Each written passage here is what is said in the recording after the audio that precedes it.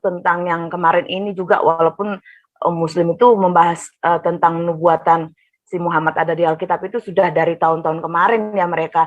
Tetapi ini pun mereka karena sudah terjun di dunia apologet seperti ini kok, yang pendeta-pendeta ini juga ya baru muncul gitu, tetapi setidaknya sudah terlihat bahwa gereja sekarang pendeta-pendeta pun sudah peduli untuk melayani di per-YouTubean seperti kita kok. Jadi kita menginspirasi banyak orang yang khususnya di dunia kekristenan seperti ini kok. Jadi jangan berhentilah kok.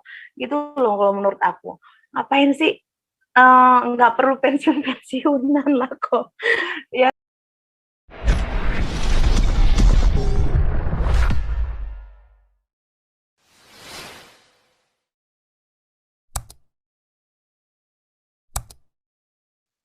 Ya, Pak Paul, asli. Jadi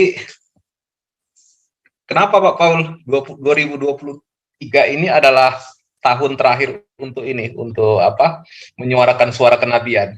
Si Pak Paul punya alasan tersendiri ya. Tapi memang diakuin, kalau saya lihat di channel-channel sekarang ini, era keterbukaan, era YouTube, semua channel-channel Kristuber ini, saya lihat ngikutin tren. Kalau untuk yang dalam negeri ya, kalau dari luar ya, mereka ngikutin udah banyak sekarang. Dari yang pertama dulu Christian Prince, tapi sekarang udah banyak, ada Dan Gibson, ada Smith, ada yang lain-lain. Tapi kalau di dalam negeri, saya lihat masih yang paling berani di awal-awal itu memang channelnya Pak Paul gitu. Tapi sekarang Pak Paul, suara-suara itu sudah mulai ini, roh keberanian itu sudah timbul.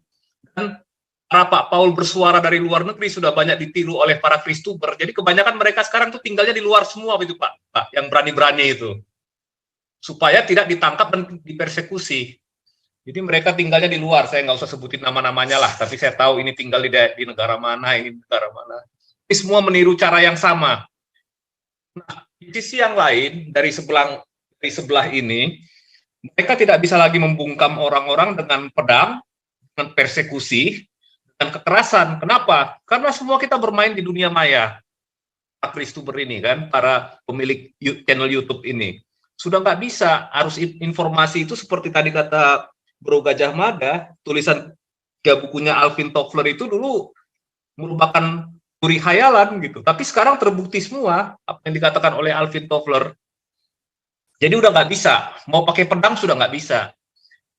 Kemudian di dunia perdebatan saya lihat polemikus sebelah ini selalu berdebat dengan framing tanpa data. Ya habis dilibas sama apologet Kristen yang memang betul-betul sekolah untuk itu Pak Paul gitu.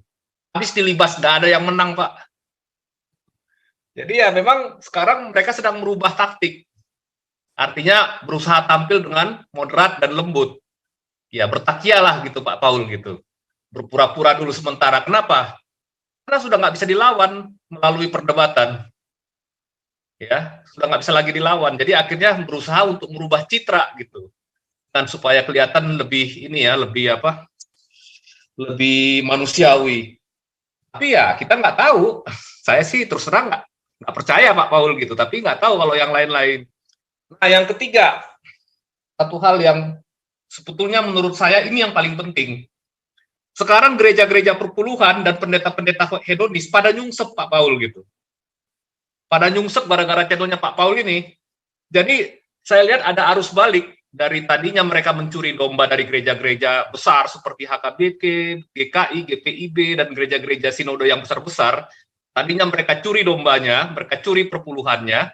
Sekarang para domba ini sudah kembali arus balik ke gereja-gereja besar.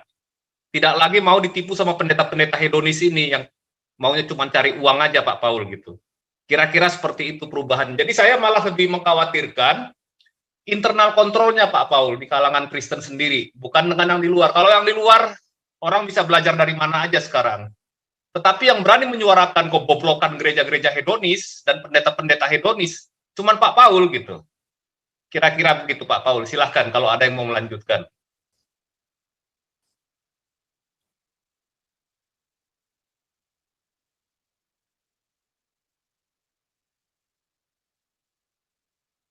Ya, ini ada PS Sarah. Silakan PS Sarah.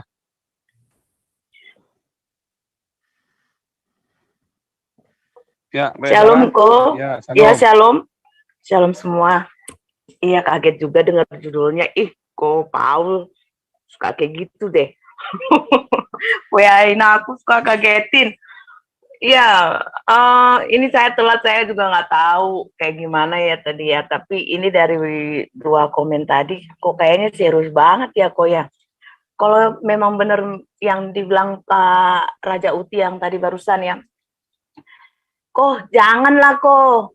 Ya, ini udah bagus banget. Kalau nggak ada kita siapa gitu loh kok.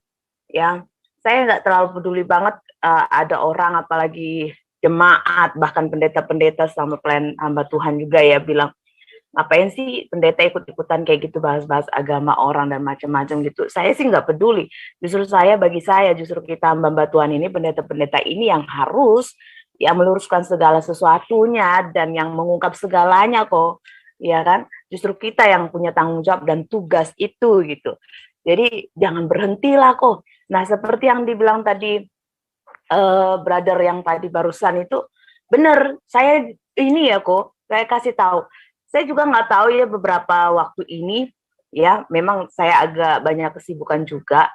Cuman kadang sempetin nonton di YouTube itu ada lihat beberapa channel-channel itu yang muncul bahkan bukan baru-baru udah dari bisa dibilang jalan 1 tahun lah, 1 tahun on the way gitu ya. Tapi pendengarnya sudah banyak dan Ko Paul tahu itu banyak juga ternyata teman-teman sesama hamba Tuhan kayak kita ini kok. Ini mereka muncul di dunia apologet. Memang mereka tidak berdebat ya, hanya membuat video yang beberapa potongan video tetapi menanggapi beberapa bahkan semua hujatan-hujatan dari Muslim gitu loh kok.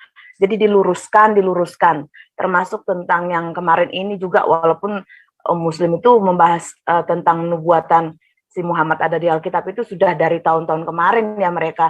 Tetapi ini pun mereka karena sudah terjun di dunia apologet seperti ini kok, yang pendeta-pendeta ini juga ya baru muncul gitu. Tetapi setidaknya sudah terlihat bahwa gereja sekarang pendeta-pendeta pun sudah peduli untuk melayani di per-YouTubean seperti kita kok. Jadi kita menginspirasi banyak orang yang khususnya di dunia kekristenan seperti ini kok. Jadi jangan berhentilah kok. Gitu loh kalau menurut aku. Ngapain sih nggak perlu pensiun-pensiunan lah kok. Ya sampai napas kita masih ada, tenaga kita masih Tuhan kasih. Ya kita luruskan jalan saja lah kok. Gitu loh.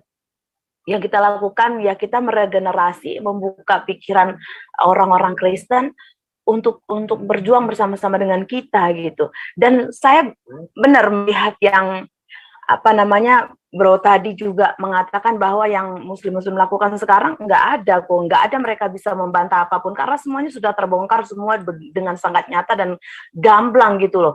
Bahkan mereka pun dipertanyakan oleh umatnya sendiri, mereka nggak bisa jawab. Saya kan kadang juga baca komen-komennya di channelnya mereka itu juga nggak mereka bisa jawab gitu loh kok. Ya cuman takia dan mereka mengambil mencuri dari ayat-ayat kita gitu loh. Bahkan saya sendiri mau bikin ada satu program dan ada beberapa channel lagi yang khusus hanya menjawab meresponi yang takiahnya orang muslim yang suka mencuri ayat Alkitab kita. Saya aja mau bikin program itu untuk di tahun 2023 ini.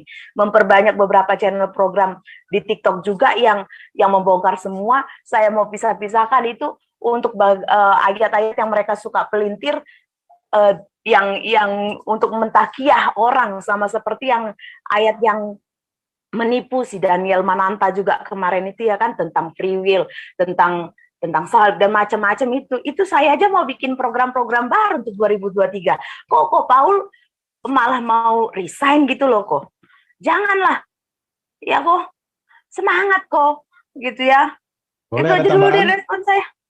Ada itu tambahan? aja dulu Boleh? respon saya. Itu Jadi- dulu respon saya. Iya. Boleh ada tambahan? Iya. Boleh Pak Ya, Gajah Mada, silakan lanjut. Ya, jadi gini. Jadi Pastor Paul Zhang kalau nggak salah sudah doktor ya, kalau nggak salah.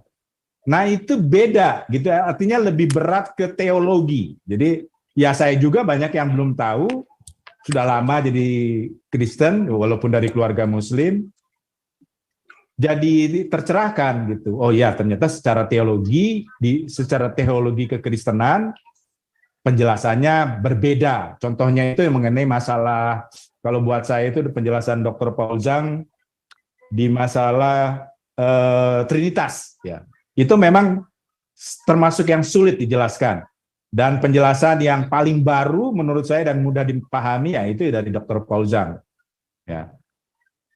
Makanya saya jadi berubah pandangan saya kepada Saksi Yehova ya, yang tadinya sangat menganggap itu ajaran bidah, jadi berubah, saya tidak lagi menganggap mereka seperti itu. Lalu juga mengapa perlu, karena ini kan jadi ada dialogis Pak Paul, Pastor Paul Zhang. Jadi di sana misal di channel Saifuddin Ibrahim ngomongnya beda, lebih dari sudut sejarah Islam, Quran, hadis dan bahasa Arab. Dari sini, dari channelnya Paul Zhang itu lebih dari teologi yang berat itu, yang memang belajarnya bertahun-tahun. Jadi orang Kristen aja saya yang belum ngerti, apalagi Saifuddin Ibrahim. Jadi bisa saling mengisi.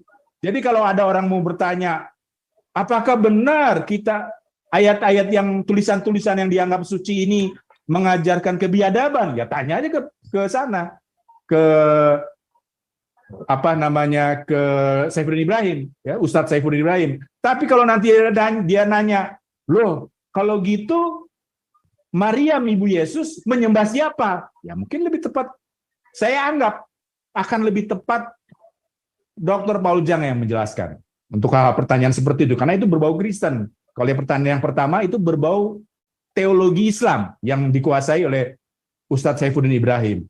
Sementara gereja-gereja, kalau saya lihat ya, gereja-gereja yang lain memang ada masuk ke dalam channel-channel internet ya.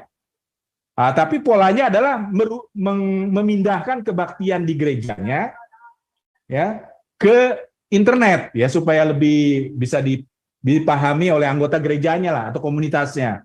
Itu tujuannya berbeda lagi. Jadi di sana jadi ada liturgi ya. Liturgi kan tidak menyelamatkan, tapi kan ada yang suka liturgi kebaktian, sukanya dengan tepuk tangan. Ada yang ya tidak suka tepuk tangan ya, terutama yang orang yang sudah tua. Atau malah yang ekstrim, kalau gereja dari Kristen Ortodok malah sama sekali nggak ada musiknya, dia pakai suara aja permainannya. Nah liturgi-liturgi seperti ini kan kalau dipindahkan baik-baik saja sih ya, tapi kan tidak menyelamatkan ya, hanya membuat orang yang tidak bisa ke gereja bisa tetap ikut kebaktian ya online gitu, jadi tidak perlu datang ke gereja. Jadi sebenarnya dialog yang mencerdaskan seperti ini itu perlu banyak ya, perlu banyak. Kalau dalam konteks Indonesia ya tentunya kebutuhan kita untuk menyadarkan kadrun-kadrun itu ya, untuk tidak jadi kadrun parah seperti di Pakistan, tapi menjadi sebenarnya sudah ada dasarnya di Indonesia. Orang NU sendiri mati kutu. Dulu itu mereka kadrun NU, baru-baru ini aja berubah. Kenapa? Karena mereka sadar orang Indonesia tidak bisa diajak radikal, itu saja. Saya tahu karena orang tua saya juga diajak radikal waktu di pesantren maupun di Al-Lisan ya, di sekolah Muslim ya. Jadi perlu ada dialog-dialog seperti ini, perlu ada. Jadi semakin banyak semakin bagus. Jadi kalau Pastor Paul Zhang menganggap tahun 2023 itu terakhir ya, kalau bisa jangan menurut saya, karena semakin banyak seperti ini semakin bagus. Ya, itu saja Pak. Terima kasih. Iya, terima kasih Bro Susukuda. Jadi kalau kita lihat memang sekarang YouTube ini memang luar biasa ya. Jadi para pendeta pun banyak yang terjun ke YouTube. Tapi ada dua. Pertama, mereka penggembalaan jemaatnya sendiri. Yang kedua, ada juga yang terjun berapologet. Ada beberapa saya lihat yang baru-baru ini, yang muda-muda, ya. Mereka terjun berapologet. Tapi kalau yang paling senior yang saya lihat apologet, ya Pak Muriwali masih ya. Dan saya juga suka mengikuti pengajaran-pengajarannya juga gitu ya. Nah, itulah situasi yang sekarang ini. Nah, kalau misalkan di dunia apologet ini masih apa ya namanya ya, polemikus sebelah ini masih menggunakan framing-framing tipu-tipu, kemudian juga fitnah-fitnah, dan terus mereka berjingkrak-jingkrak di atas tipu-tipu yang mereka buat sendiri. Ya udah basi. Kenapa? Karena para apologet Kristen dan para pendeta ini juga memang akhirnya mereka terpaksa terjun keluar. Apa yang mereka pelajari di bangku teologi dan apa yang mereka pelajari di apa ya, katakanlah di dunia maya ya, akhirnya dikeluarkan semua gitu. Jadi pakai bukti, pakai data, pakai fakta, pakai ini rujukan gitu. Nggak akan mungkin lagi Pak mereka menang. Jadi terpaksa mau tidak mau ya sekarang ya terpaksa dengan cara ini, cara merubah penampilan supaya kelihatan lebih manusiawi gitu kira-kira. Oke, ini kelihatannya ada Pak Robert Mawengkang ya. Silakan Pak Robert, saya bukain ya. Lanjut, gas Pak Robert.